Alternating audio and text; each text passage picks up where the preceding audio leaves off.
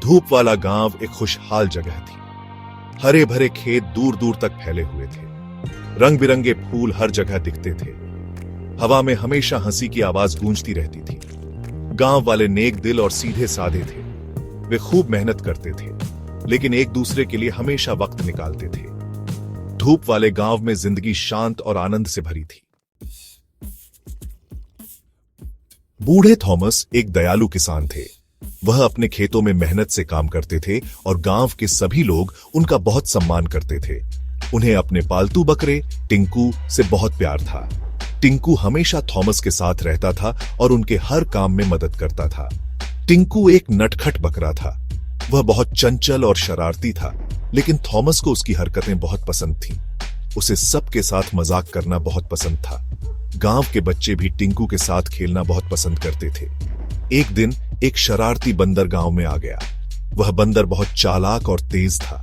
चमकदार आंखों और तेज चाल ढाल वाला यह बंदर तुरंत ही सबका ध्यान अपनी ओर खींचने लगा। गांव के लोग उसकी हरकतों से हैरान थे। टिंकू और बंदर जल्दी ही दोस्त बन गए। दोनों मिलकर गांव में शरारतें करने लगे। अरे नहीं, थॉमस ने सोचा, अब तो गांव में और भी ज्यादा शरारतें होंगी। इसका मतलब है दोगुनी मुसीबत।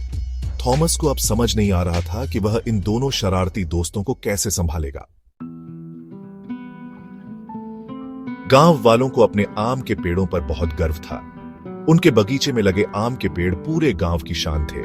हर साल ये पेड़ मीठे और रसीले आमों से लद जाते थे, जिन्हें देखकर गांव वाले बहुत खुश होते थे। आम रसीले और मीठे थे।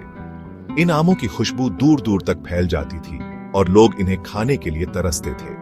गांव के बच्चे भी इन आमों का बेसब्री से इंतजार करते थे। एक सुबह गांव वाले एक हैरान कर देने वाले नजारे से जाग उठे। जब वे अपने बगीचे में गए तो उन्होंने देखा कि सबसे ऊंचे पेड़ के सारे आम गायब थे। सबसे ऊंचे पेड़ के सारे आम गायब थे। आम किसने चुराए होंगे? गांव वाले इस रहस्य को सुलझाने के लिए इकट्ठा हुए और सोचने लगे कि आखिर ऐसा किसने किया होगा। सभी को बंदर पर शक हुआ।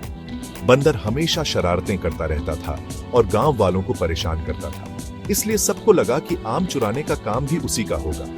लेकिन बंदर ने टिंकू की तरफ इशारा किया। टिंकू गांव का एक छोटा लड़का था जो हमेशा बंदर के साथ खेलता रहता था।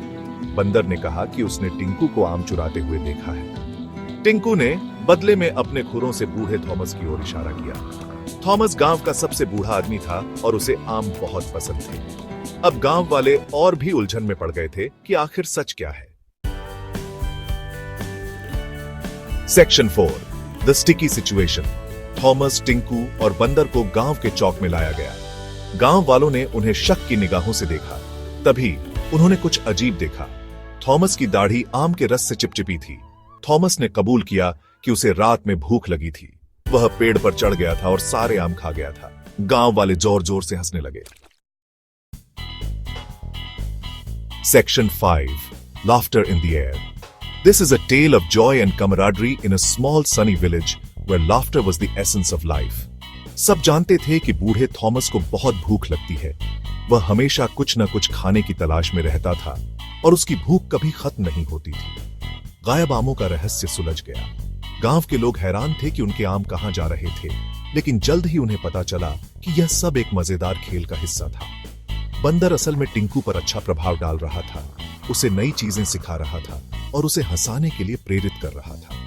उसे मजाक करने के लिए प्रोत्साहित कर रहा था और टिंकू ने भी बंदर के साथ मिलकर गांव में हंसी का माहौल बना दिया, लेकिन बिना किसी को नुकसान पहुंचाए। वे सभी सुरक्षित और खुश थे और उनकी हंसी ने गांव को और भी जीवंत बना दिया। और इस तरह धूप वाले गांव में जिंदगी वापस सामान्य हो गई।